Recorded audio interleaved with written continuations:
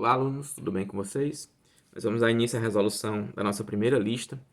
Eu optei por fazer nesse formato, porque aparentemente fica mais fácil de vocês visualizarem tantas questões como os cálculos que eu vou fazer.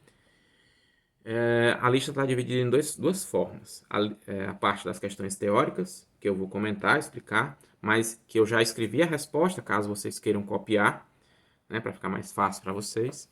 E a parte das questões que exigem cálculo. Os cálculos não estão feitos ainda, certo? Eu vou fazer os cálculos com vocês durante o vídeo. Eu percebi que alguns alunos tiveram dúvida em encontrar as respostas. Alguns procuraram na internet, provavelmente a maioria, né? Mas seria bom que vocês se habituassem a usar um livro, poderia ser o livro que eu indiquei, e procurassem essas respostas no livro. No livro, essas perguntas que eu fiz aqui, elas estão respondidas detalhadamente. Então seria muito fácil você encontrar as respostas lá. Na internet, a gente não sabe bem se quem respondeu, o nível, né, de conhecimento daquela pessoa, e aí não sabe bem se a pessoa vai acabar caindo em muitos erros que muitas pessoas cometem. Então, há uma falta de confiabilidade nas respostas que a gente encontra na internet. Por isso, vocês devem evitar procurar respostas na internet. Quando for o seu último recurso, tudo bem, você procura. Mas sempre com cuidado, né? Porque aquilo pode não estar correto. A nossa primeira pergunta é diferenciar ponto material, partícula, de corpo extenso. A gente discutiu isso em sala. Ponto material é um corpo que pode ter as dimensões desprezadas em relação às dimensões envolvidas no fenômeno que a gente está analisando, na questão que a gente está resolvendo, no que a gente está observando. Fenômeno, pessoal, não é uma coisa extraordinária para a física. Fenômeno é qualquer acontecimento que a gente analisa, tá certo? Pode ser uma formiga subindo na parede, por exemplo. Então, se as dimensões puderem ser desprezadas nesse fenômeno que a gente está analisando, o corpo é considerado ponto material ou partícula. Se não puder, ele é corpo extenso. Qualquer corpo pode ser numa situação ponto material e em outras corpo extenso, tá bom? O exemplo é um carro. Um carro estacionando numa vaga de garagem é corpo extenso. Ele é grande em relação à vaga. Ele não tem dimensões desprezíveis em relação à vaga, né? Já um carro viajando numa grande rodovia, numa grande avenida da cidade, ele é ponto material. As dimensões dele podem ser desprezadas. Tá bom? Aí a gente já tem um exemplo, né? Outro exemplo interessante, o de uma porta. Uma porta, o abrir e fechar de uma porta. Existe uma diferença quando você abre ou fecha uma porta de onde você faz a força. Se você faz a força próxima à maçaneta, você causa um efeito. Se você fizer essa força próximo da dobradiça da porta, ou seja, você vai aproximando a força da dobradiça, o efeito vai mudando. Ou seja, há uma tendência de você precisar fazer mais força próximo à dobradiça do que próximo à maçaneta para causar o mesmo efeito de abrir a porta. Tá bom? Outro exemplo é um planeta. O movimento de rotação de um planeta, nesse movimento, ele é corpo extenso. Não pode ser considerado ponto material, até porque ponto nem gira, né? Já um planeta na sua órbita, no seu movimento de rotação, de translação, desculpa, em torno do Sol, aí ele é considerado ponto material, ele pode ser considerado ponto material. Tá ok? Pronto. Vocês podem pausar o vídeo se quiserem copiar o que está escrito aqui, fica a critério de vocês. Outro detalhe, tem mais uma observação aqui. Aqui eu peguei o mesmo exemplo do carro e coloquei esse carro em dois planos cartesianos diferentes. Você está dizendo, os planos cartesianos estão iguais, professor. Não estão, ó. Esse plano cartesiano aqui, está aqui o eixo X, está aqui o eixo Y, mas cada tracinho desse, né, cada ladinho desse de um quadradinho, mede 1 metro. Já aqui, ó, cada ladinho desse mede 1 quilômetro, ou seja, é 10 vezes maior. Se eu aumentar o plano cartesiano, claro que aqui no papel eles estão do mesmo tamanho, né, pessoal? Mas se, imagine aí, um plano cartesiano onde tivesse 1 metro e aqui um outro que fosse 1000 vezes maior, né? Nesse outro plano cartesiano, o 1000 vezes maior, as dimensões do carro seriam bem menos consideráveis do que as dimensões do carro nesse primeiro plano cartesiano, que o ladinho aqui é 1 metro. Um carro tem o quê? Uns 6 metros, claro, depende do carro, né? Mas sei lá, vamos botar uns 6 metros aí de comprimento. O carro, 6 metros de comprimento, essa lateral do carro, onde são os 6 metros, ocuparia 6 tracinhos desse. Já aqui, a lateral do carro ocuparia quanto desse daqui? Ocuparia menos um quadradinho? Claro que não, né? Porque um quadradinho tem 1 km de extensão. Então, ele ocuparia bem menos do que um quadradinho desse. Por isso que, em relação a esse eixo, esse plano cartesiano, esses eixos, o carro pode ser considerado um ponto apenas. Está aqui, ponto A. Já em relação a esse outro sistema de eixos, onde cada ladinho não é tão grande, só mede 1 metro, na verdade, o carro tem dimensões consideráveis. Tá bom? Ou seja, é o mesmo objeto, o mesmo corpo, carro, mas mudando os eixos em relação aos quais eu vou analisar esse possível movimento desse carro, ou mesmo o repouso dele, em relação ao sistema de eixos que eu uso, ele pode ser considerado corpo extenso ou ponto material. Tá ok? Esse sistema de eixos que eu uso é o referencial. Está até escrito aqui. Referencial A, referencial B. O sistema de eixos é o referencial. Tá? Eu posso ter um sistema de eixos desse jeito, com 2 eixos no plano, né? Se o que eu estiver analisando estiver no plano. Ou posso ter um sistema de eixos tridimensional, se eu estiver no espaço. Tá certo? Mas já já te falo mais sobre referencial, que tem uma questão sobre isso, né? Bom, questão 3. Aliás, 3 não, vamos para 2, né? Que a folha aqui está invertida. Questão 2. Defina referencial. Pronto, já é a questão sobre referencial. Defina referencial. O que é referencial? Referencial é um sistema de coordenadas, que pode ser um sistema de coordenadas bidimensional, como esse aqui, ou tridimensional, como esse daqui. É um sistema de coordenadas em relação ao qual eu posso definir a posição do ponto material. Tá? Foi o que eu escrevi aqui. Referencial é o sistema de coordenadas em relação ao qual podemos definir as coordenadas de um ponto material, de forma a localizá-lo em qualquer momento, podendo assim descrever o seu movimento. Pronto, isso é referencial. É um sistema de coordenadas que pode ser, de novo, bidimensional ou tridimensional, como no caso desse, em relação ao qual eu posso localizar o ponto material em qualquer instante, né? Porque o tempo vai passando, né? Então, em qualquer instante eu consigo localizar o ponto material. Por exemplo, aqui tem outro exemplo ó, de um referencial bidimensional. Esse referencial bidimensional, ele dá a posição dessa mosca. Esse negócio preto aqui é para ser uma mosca, tá? Essa sujeirinha aqui, tá? Mas é uma mosca, é porque não está tão nítido. Mas essa mosca está em que posição? 10 centímetros no eixo X e 20 no eixo Y. Essa é a posição da mosca. A posição da mosca é dada pelo par ordenado 10 e 20 em centímetros. Essa é a posição da mosca nesse momento.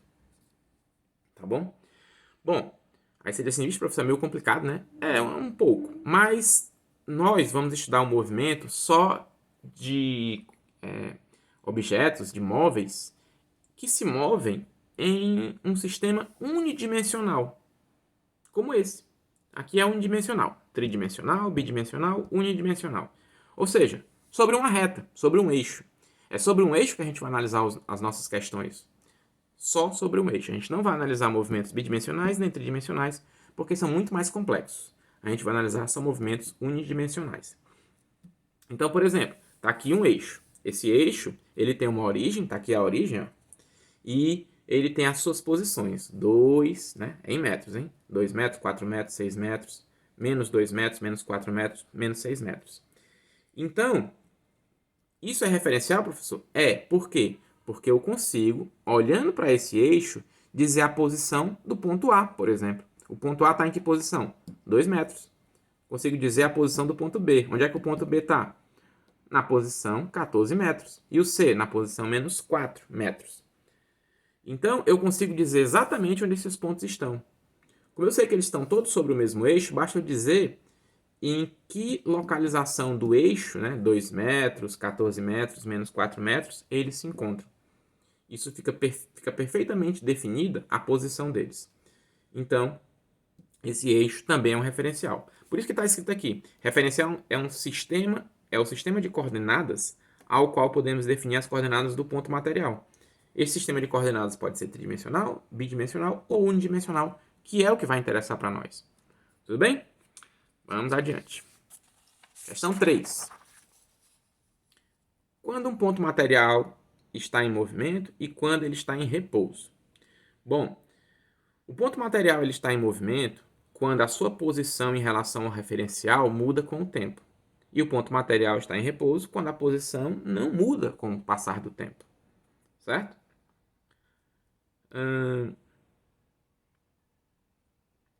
Então, por exemplo, né?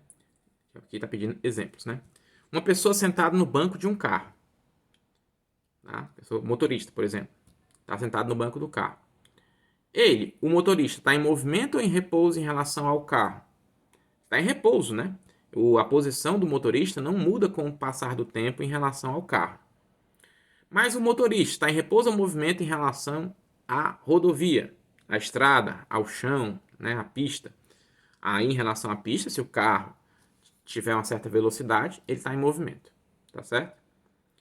Então, estar em movimento significa ter a sua posição modificada com o passar do tempo. Estar em repouso significa não ter essa posição modificada. Tudo bem? Nem sempre é muito fácil dizer isso, né? Às vezes fica até um pouco ambíguo, né? Mas, de maneira geral, o que você tem que ter cuidado é com o seguinte. A gente tem uma tendência muito grande de dizer se está em movimento ou em repouso em relação à Terra, tomando sempre a Terra como referencial. Mas a Terra nem sempre é o referencial. Então eu dei em sala, quando a gente teve essa aula, o exemplo do professor escrevendo na lousa. Professor escrevendo uma palavra na lousa. O pincel está em movimento ou em repouso em relação à lousa? Aí todo mundo disse, movimento em relação à lousa. Ótimo, tá mesmo. E a lousa está em movimento ou em repouso em relação ao pincel? Aí muita gente diz em repouso. Você diz em repouso, que está errado, né? Falando da lousa, porque você, apesar de eu ter feito a pergunta, a lousa está em movimento ou em repouso em relação ao pincel, você respondeu se a lousa estava em movimento ou em repouso em relação ao chão. Não foi isso que eu perguntei. Em relação ao chão, ela realmente está em repouso. Eu perguntei se a lousa está em movimento ou em repouso em relação ao pincel. Como o pincel, quando eu escrevo, muda de posição em relação à lousa, o pincel muda de posição em relação à lousa, vale o inverso. A lousa muda de posição em relação ao pincel. É a mesma coisa de eu escrevendo aqui, nessa folha. A caneta muda de posição em relação à folha. Então a folha está mudando de posição em relação à caneta. Tá certo? Eu sei que às vezes parece um pouco estranho. Por exemplo, um carro vem e bate num poste. Aí você diz assim, o carro estava se movendo em relação ao poste e acabou batendo no poste. Mas se você dissesse assim, olha, o poste estava se movendo em relação ao carro e o poste acabou batendo no carro. Fica estranho. Mas do ponto de vista da física, está correto. Porque a posição do poste, ainda que ele estivesse parado em relação à Terra, mas a posição do poste mudava em relação ao carro. É tanto que o carro foi se aproximando do poste e vice-versa. Tudo bem? Pronto. A nossa quarta questão é defina a posição, defina a trajetória de um ponto material.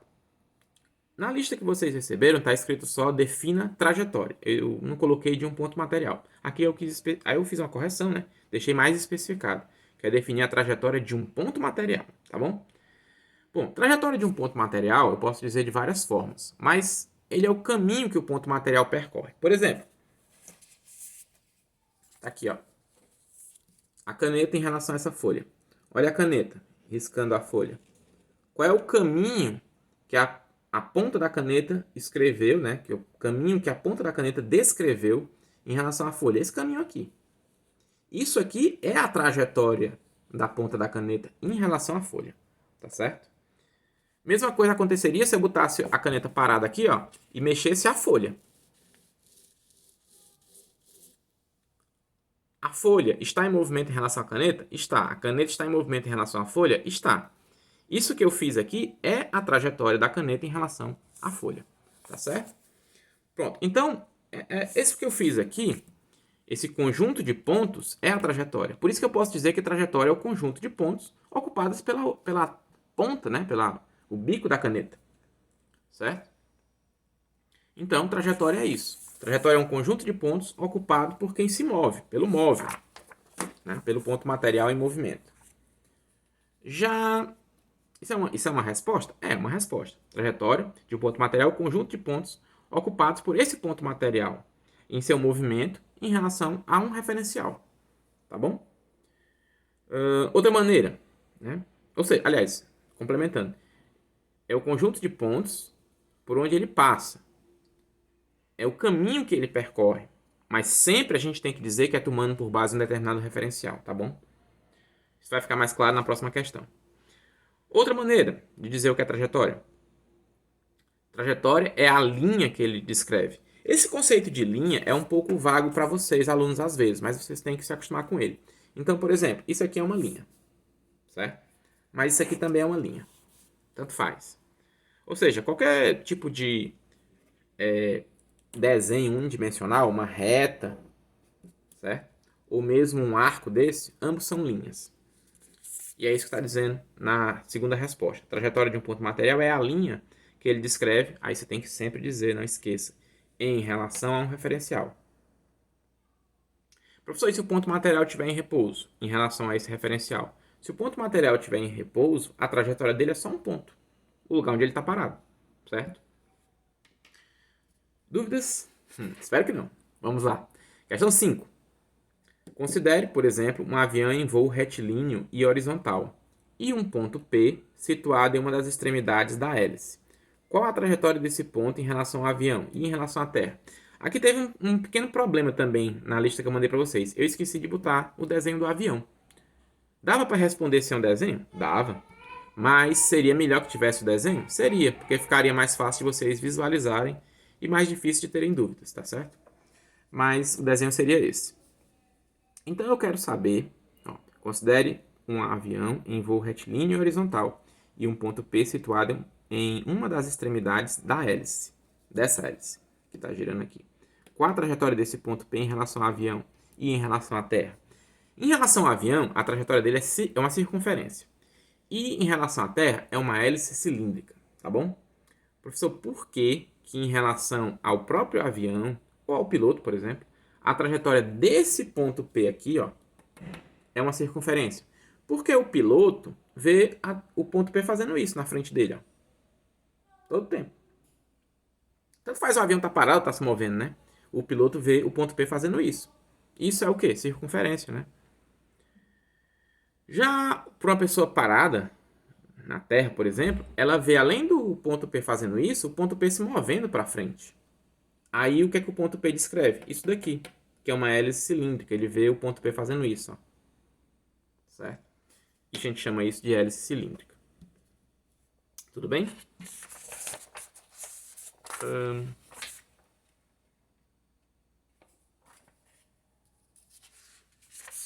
As folhas estão um pouco fora de ordem aqui, pessoal. Mas é tudo bem, ó. Aqui é a questão 5, a página 5, né? Aqui, ó, onde eu estava lendo a questão é a página 4, aqui é a 5. Bom, aí tá aqui o avião, ó, em movimento. A hélice girando assim. O que é que o piloto vê? Circunferência. Mas quando... Porque ele vê a circunferência? Porque ele vai junto com o próprio avião, né? Mas se for a pessoa parada na Terra, ele vê o ponto P se movendo circularmente, formando a circunferência, mas também vê o ponto P avançando. E isso gera essa figurinha aqui, ó, que a gente chama de hélice cilíndrica. Tá bom? Pronto. Aí eu coloquei um outro exemplo para vocês aqui, ó. Não tem nada a ver com a questão, certo? É só para vocês entenderem melhor. Aqui a gente tem um disco. Pode ser uma moeda. Andando sobre o chão, por exemplo. Rolando, né? Uma moeda. Se você analisar o ponto O, que é o centro da moeda, você vai ver que o ponto O descreve uma reta em relação ao chão. Mas se você analisar outro ponto qualquer da moeda, além dele se mover da esquerda para a direita, ele vai estar girando. E aí esse ponto vai descrever algo parecido com isso, ó. Se o ponto for mais para a periferia da roda, a figura fica um pouco mais distante, esses pedaços aqui, ó. Ou seja, vocês estão entendendo, né? Se for um ponto central, a trajetória que ele descreve é essa. Se for um ponto que não seja o central, ele descreve algo parecido com isso, certo? Bom, e daí, professor? E daí que essa é a trajetória do ponto O, essa é a trajetória do ponto A, essa é a trajetória do ponto B. Elas coincidem? Não. Então a moeda não tem trajetória, tá? Professor, não entendi. Como é que a moeda pode não ter trajetória? A pergunta aqui, ó, é qual a trajetória de um ponto material. Nesse movimento aqui, a moeda é ponto material? Não. Pois é. Dizer a trajetória de um corpo extenso é muito complicado. Só dá certo se o corpo extenso puder ser considerado ponto material. Como, por exemplo, o planeta girando em torno do Sol, né? Mas se ele não puder ser considerado ponto material, como uma moeda rolando sobre o chão, aí esse corpo como um todo não tem trajetória. Agora, cada ponto dele tem uma trajetória. Tá bom? Muito bem. Isso vai ficar mais claro depois, tá, pessoal? Muitos de vocês estão começando a estudar física agora, né? Ou não estudaram direito às vezes, né? Quando já estudaram anteriormente, e aí ficam com muitas dúvidas. Mas isso fica mais claro depois, tá bom? Muito bem. Vamos para a questão 6. A questão 6 é define espaço. Bem simples, né? Definir o que é espaço. Na verdade, eu digo que é simples, mas na verdade, às vezes, é mais difícil responder essas questões teóricas do que fazer uma questão de cálculo. Os próprios autores dos livros de física dizem coisas diferentes para essas respostas. E às vezes coisas conflitantes. Né? Mas o que seria espaço? Bom, aqui eu tenho um referencial, de novo, aquele mesmo referencial dimensional que eu falei na outra questão. E aqui eu tenho, marcado nesse referencial, eu tenho uma origem, que é o zero. Para o lado direito eu tenho valores considerados positivos, para o lado esquerdo valores considerados negativos. O que é espaço? Espaço é cada númerozinho desse associado a uma posição sobre esse eixo. Então, por exemplo, o ponto A está bem aqui no 2. Qual é o espaço do ponto A? 2 metros. Esse é o espaço do ponto A. É a sua posição, certo? Em relação a esse referencial, esse eixo. Ó, espaço, aí eu coloquei aqui a melhor resposta que eu achei para vocês. Espaço, ou mais corretamente posição, é um número real, tipo 2 metros, menos 4 metros no caso do ponto C. É um número real que indica a localização de um ponto material, os pontos são esses, né? A, C e B, por exemplo, de um ponto material em relação à sua trajetória unidimensional. Essa definição de espaço ela é mais apropriada a trajetórias unidimensionais, que é as que a gente vai fazer. Se fosse para um sistema de eixos bidimensional ou tridimensional, a coisa seria mais complicada. Mas como a gente não vai estudar isso, isso não faz parte do nosso estudo, a gente não tem que se preocupar com isso, tá bom? Nossa preocupação é com trajetórias unidimensionais. E nessas trajetórias unidimensionais, o espaço que uma partícula ocupa são esses numerozinhos que estão embaixo. Então, qual é o espaço do ponto A? 2 metros. Do ponto B, 14 metros. Do ponto C, menos 4 metros. Isso é espaço. Ou, mais corretamente, posição. Né? Você tem que ter esses dois conceitos na cabeça. Todos esses conceitos são importantes, pessoal, porque as questões vão tratar deles. Então, vai ter uma questão dizendo assim, determine a posição de tal coisa. Se você não sabe o que é posição, como é que você vai responder? Certo? Pronto. Próximo conceito. Defina variação de espaço, ΔS. Bom, variação de espaço é a variação disso daqui, que a gente acabou de ver, do espaço. Né? E o que é variação? Variação é quanto mudou, né? Quanto se modificou durante um certo tempo. Então, por exemplo, se o ponto A sai daqui, se tinha uma partícula, melhor dizendo, que estava no ponto A, 2 metros, e vai para o ponto B, 14 metros, né? Qual foi o deslocamento dele? Foi o quanto a sua posição variou. De 2 para 14, a posição variou quanto? 12, né? É só fazer 14 menos 2, 12 metros. Então, essa é a variação do espaço, ou seu deslocamento. Variação do espaço ou deslocamento é a diferença algébrica entre duas posições sucessivas numa trajetória unidimensional. Então, aqui eu tenho uma trajetória unidimensional. Se eu pegar e tirar a diferença entre o 14 e o 2, né? No caso do nosso exemplo, de algo que saiu do 2 e foi para o 14, se eu tirar essa diferença, que é 12, eu tenho deslocamento.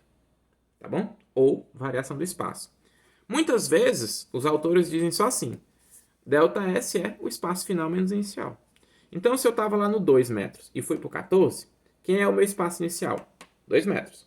Quem é o meu espaço final? 14 metros. Então, 14 menos 2 é a nossa variação de espaço. Nosso ΔS. Tudo bem? Tranquilo? Vocês não devem, vamos para a questão 8, tá? Vocês não devem confundir variação do espaço com distância percorrida, que é o que está perguntando na questão 8. Na questão 8 diz assim, defina a distância percorrida.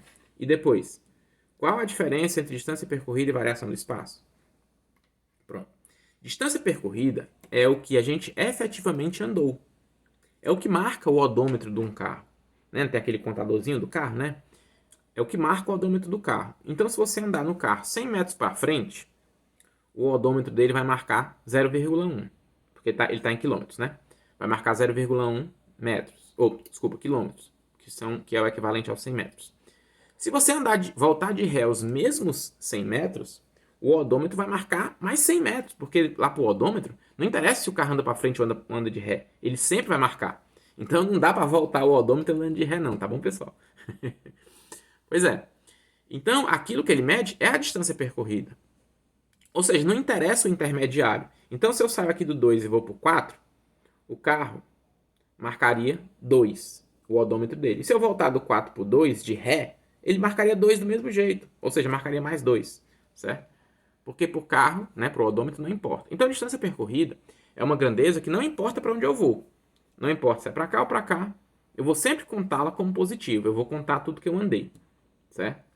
Foi que eu coloquei aqui, como eu achei a melhor resposta para vocês, que ficaria mais interessante para vocês. Distância percorrida é uma grandeza que informa quanto uma partícula efetivamente percorreu entre dois instantes, devendo ser calculada sempre em valor absoluto, ou seja, sempre positivo, tá bom? Mas aí qual é a diferença, professor, entre distância percorrida e ΔS? A distância percorrida leva em conta, como está escrito aqui, tudo que a partícula efetivamente andou. Mas o deslocamento não. O deslocamento só leva em conta as posições final e inicial. O meio não importa para ele. Como assim, professor? Ó, digamos que eu estou aqui no A, certo? Aí eu vou para o C e depois vou para o B. Qual foi o meu ΔS entre A e B? 14 menos 2. Mas e o I por C? Ir até o C não importa, porque é estado intermediário. Não interessa.